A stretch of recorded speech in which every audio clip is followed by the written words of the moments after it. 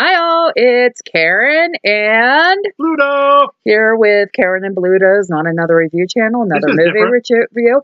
Yes, we are trying something different. I think I mentioned in one of our other reviews that we're still kind of experimenting on how Yep. we want to film this. So this is something else we're going to try. So let us know down in the comments if you like it this way or which way, or if you have any I like it. You idea. can see more of me.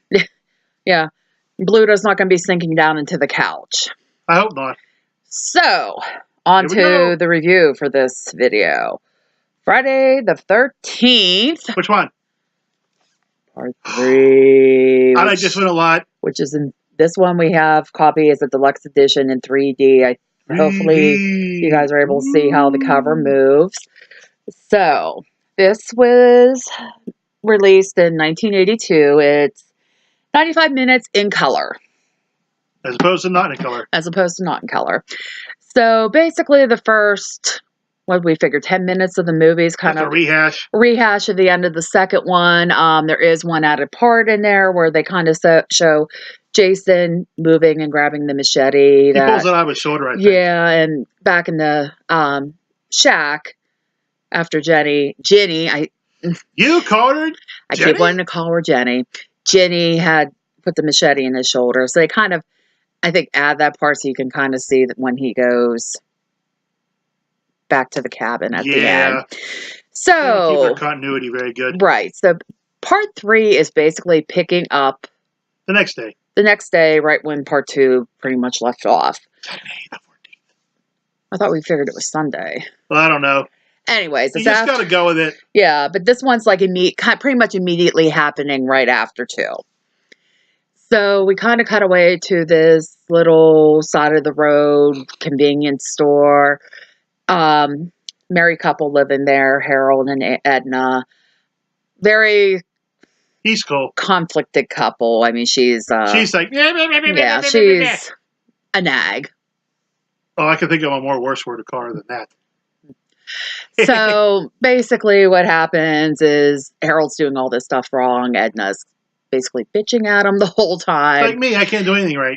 Jason shows up. Harold gets a meat cleaver to the chest, and Edna gets a knitting needle through the back of the head through her mouth. Long and short of it. So we cut away to a van coming through town with some of our, I'm not saying counselors because they're not counselors this time. Even though the back of the DVD says it's wrong. Why was it say? It says counselors. Oh, yeah.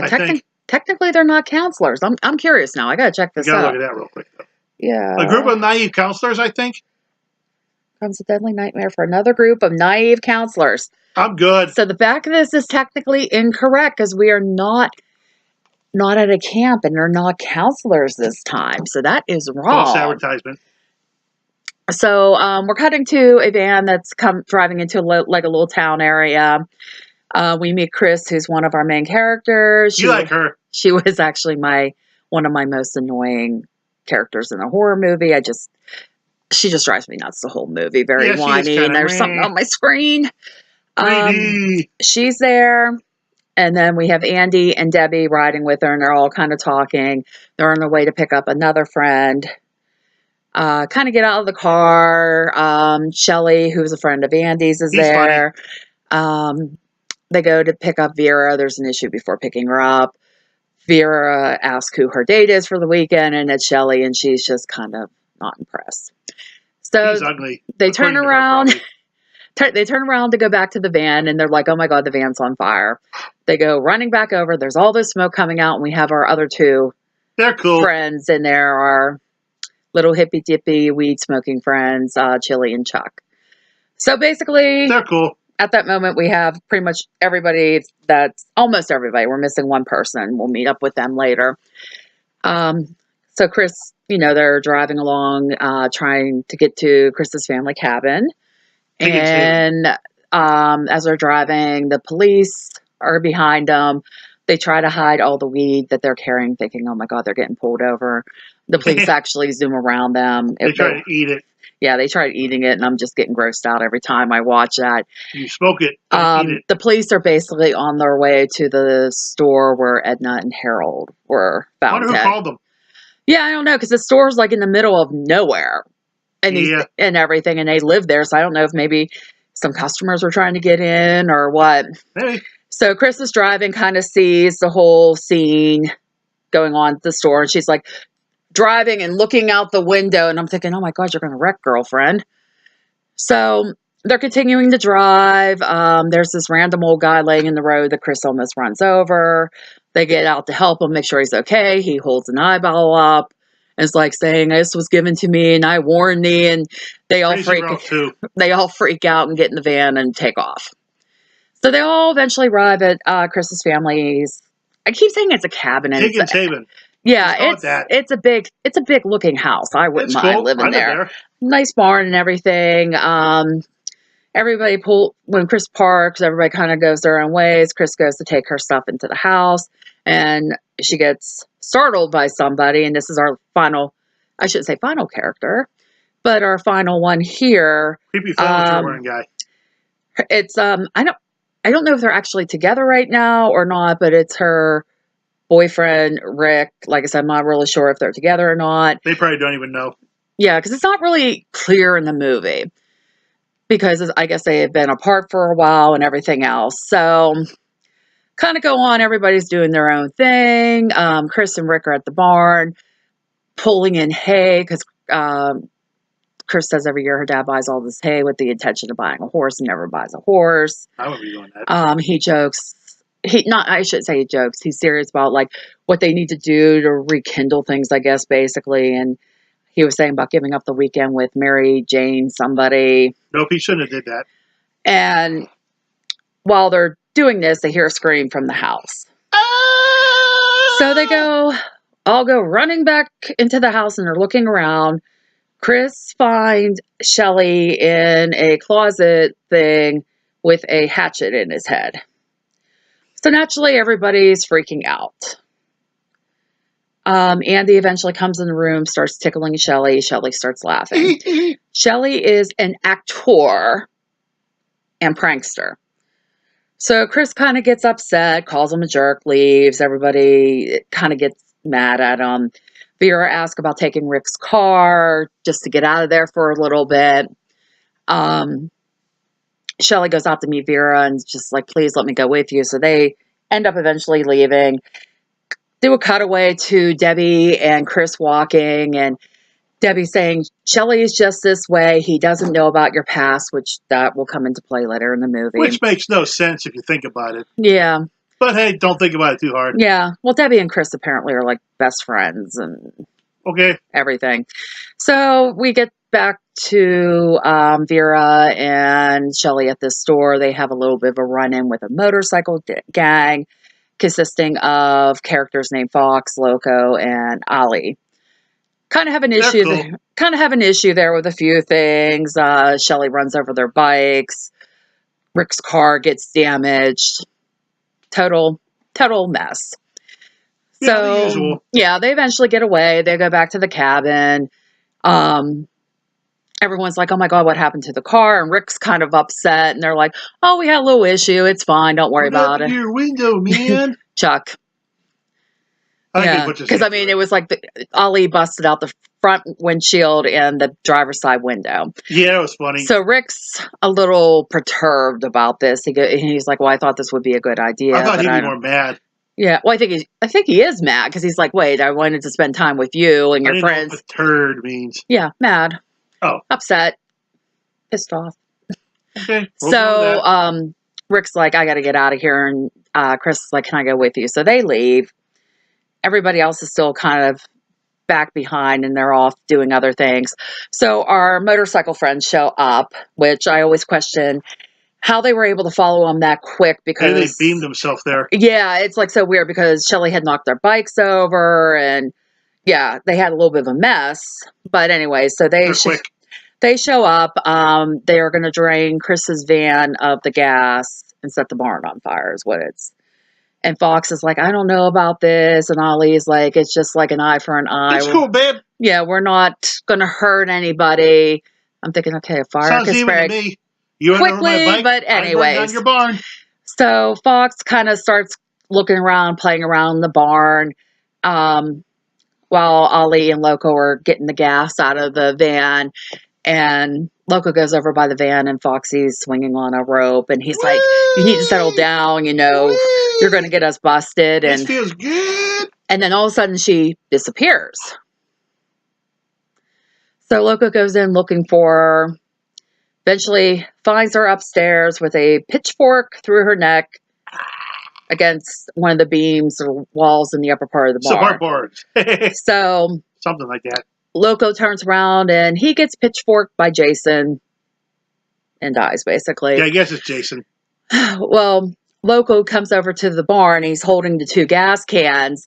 And he's like yelling for them, like, "Hey!" Not yelling, but he's like, "Hey, open the door!" Like trying to be quiet, but you can hear him. He's mad. So he eventually gets in there, and he's like, "Loco, Fox, where you at?" And all of a sudden, Loco gets pushed from the second floor onto Ollie, obviously dead, and Loco's yelling for Fox.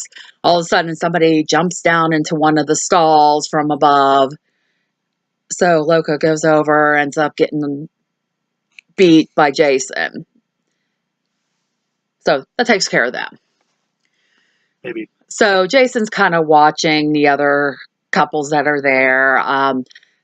Chili and Chuck are kind of like passed out on the couch at this point, and eventually Debbie and Andy go upstairs, and Shelly's trying to Try out that hammock. Yeah, excuse me a second, guys. I got an itch. I'm good.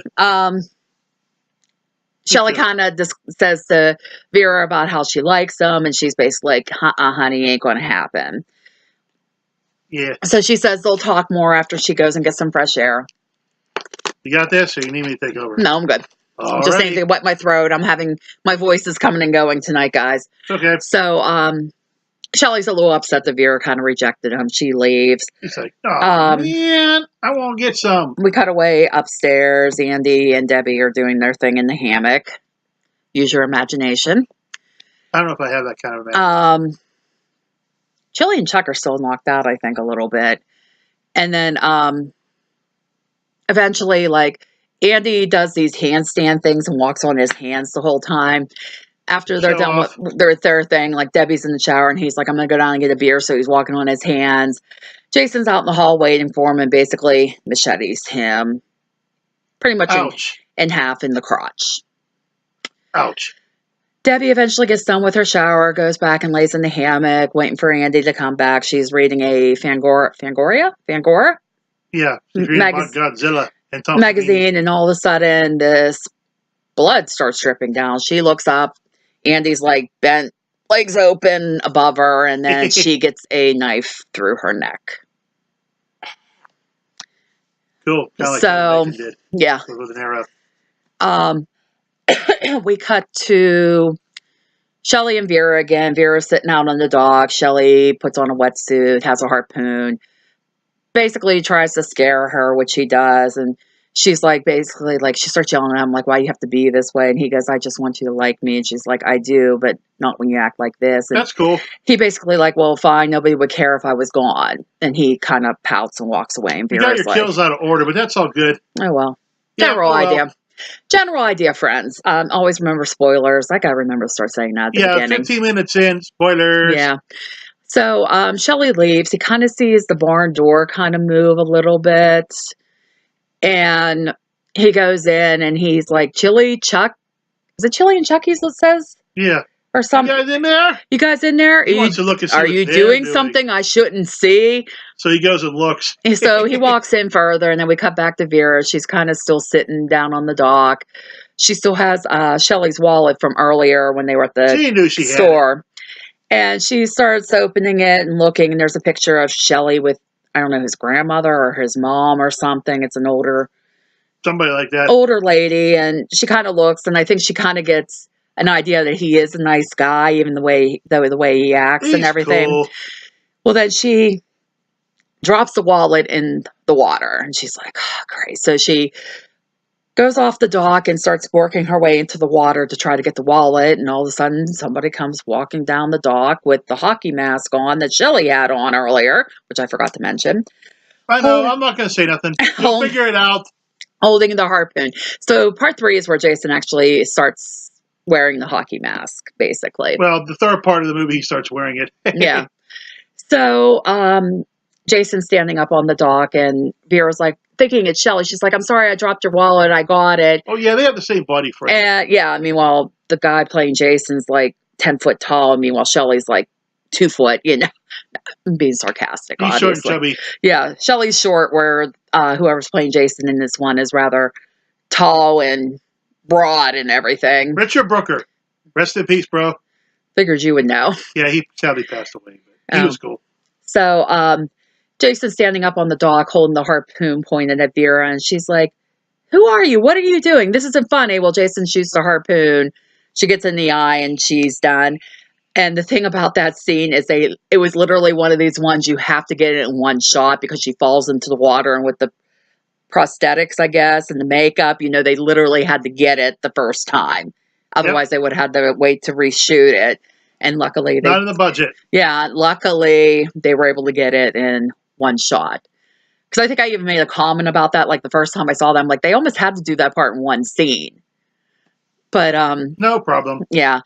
So we kind of go back to Chuck and Chili in the house. They're making popcorn, saying about somebody upstairs screaming, and Chuck says, oh, it's probably Debbie having an orgasm or something like that. And he's like, well, why don't you do that when we have sex or something? She goes, give me something to scream about. And okay. What? Too much info for me. You watch this, so you know. Yeah, I know, but it's just weird hearing you sing. Anyways, Debbie turns around, does something. Not Debbie. Oh my God. She's dead. Yeah. Chili turns around, was like doing something, and she lets out a little bit of a scream, and Chuck's like, ah. And he's like, what was that all about? She goes, just practicing. Well, don't do that to me. So, at this point, the power kind of goes out. So Chili asks Chuck to go check the breaker to see what's going on. Check it yourself. And she's like, don't be afraid. So he grabs the lantern, starts going. The breaker to get into the basement is actually outside. So you can tell, with this weird place, how it was built, that, it's kind of an older building, basically. So Chuck goes out, no shoes on. Because I think Berluda made a comment when we were watching it the other night about him being a real hippie because he goes out with those shoes on. Yeah. So he goes down the basement area, and there's actually like water down there as well. And it's like, okay, dude, you're going down to check the electricity, and there's water, and you're in your bare feet. So anyways, he's kind of looking. Jason shows up, throws him into the electric breaker, and no more Chuck. I guess he got the ultimate buzz. Yeah. So the power starts being weird while Debbie's in the house, and she's like, what's going on? At this point, she opened the door? Is the door open? I can't remember. No, Shelly was laying there because she thought she was, playing a prank. Yeah, well, Shelly had come back at one point. His neck is like slashed. And she thought, oh, great, makeup job, stop doing it. Well, then when the power starts flickering, Shelly's kind of laying in the doorway, and he's dead at this point. And she goes over and starts kicking him, tells him to quit screwing around and everything. And then she realizes he's dead. So naturally, Chili starts freaking out, goes running back into the house, running upstairs to find Debbie and Andy, finds them. I'm guessing both of them dead. I don't know. They don't show anything. She just kind of goes upstairs, screams, and starts going, oh my God, oh my God. Well, while she's upstairs, Jason comes in the house, grabs a fire poker from the fireplace. And once Debbie comes back down, I keep saying Debbie, Chili comes back down. Get it. Jason takes the hot poker and bye-bye, Chili. Yeah, he poked her. Yeah. So they cut in the middle of all this. There's a cutaway scene with Chris and Rick talking. And Rick's kind of like, what happened? I don't know how long ago this happened, but he's like, can you tell me what happened the night that kind of changed things? And basically, I guess, long and short of it, Chris and Rick were out on a date. She got home late. Her parents got upset. She ran away. So she was sleeping in the woods. At one point, she got awoken by a branch breaking or something. She heard something, assuming it was her dad that had come to find her and apologize. Well, here she was attacked by this random guy. This looks good with shaved head. Yeah. So it basically turns out to be Jason. You do find this out later on. So she's trying to fight him, doesn't know what happened. She blacks out. She woke up at home.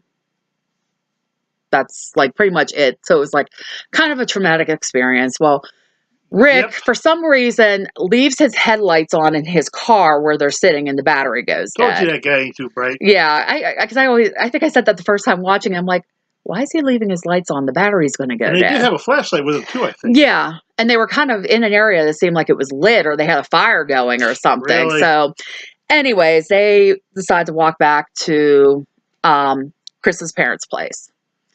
So they get close to the area and they see all the lights are on, but it's very, very quiet. A wild bunch of sleeping. And that they get in the one kitchen door and it was blocked with a chair and the popcorn's burning. And Chris is like, "Oh, this is really great, guys." And Rick's like, "They went and ditched us." And Chris is like, "No, they wouldn't do that." So they start looking around. Rick goes outside to check a couple things because the power's still out, even though there's some lighting in the house from like fireplace and lanterns they have around. So Rick goes outside, says he's going to go check the breaker. Chris yells for him to wait, but he's already gone. So she starts walking in the living room, and all of a sudden there's like this dripping coming from the second Drip, floor. drip, drip, drip. So Chris goes upstairs, like, what the heck's Where going is on? this coming from? Going on. She goes into the bathroom, and the tub is overflowing. It's red, and there's a bloody towel floating on top. So she's Yep. like, what is going on? So naturally, she starts freaking out because she can't find anybody, or anything like that. So she goes downstairs. She's yelling for Rick.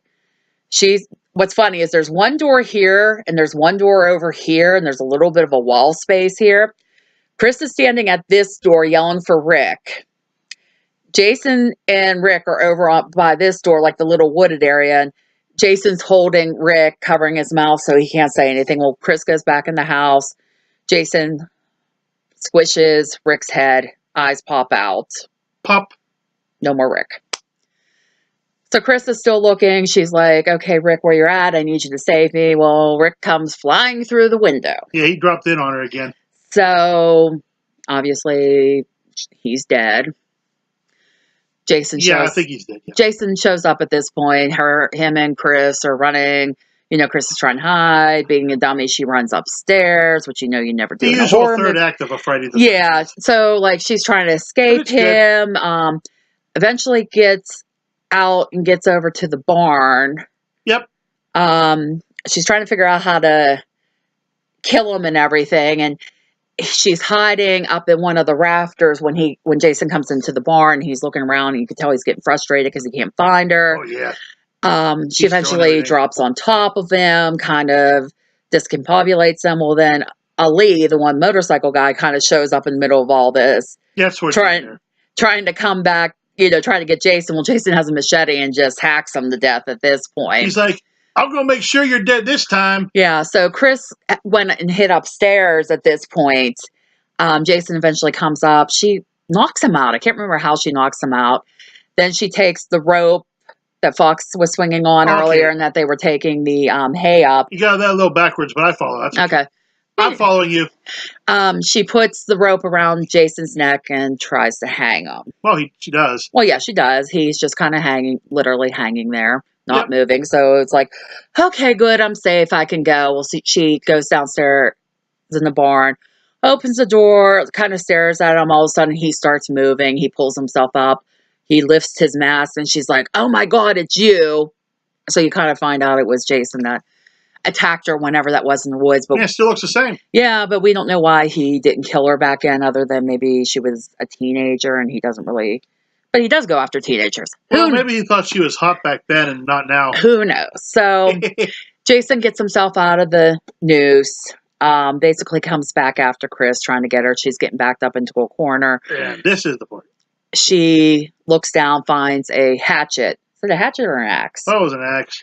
Anyway, she finds some sort of hatchet axe looking thing. That's after he gets killed. Sorry, I did it backwards. Okay. The motorcycle guy comes out at this point, distracts him. I'm just trying to help you. So then when Jason turns around after he kills Ali, she grabs the axe, gets him in the head, gives him the splitting headache, and he's done.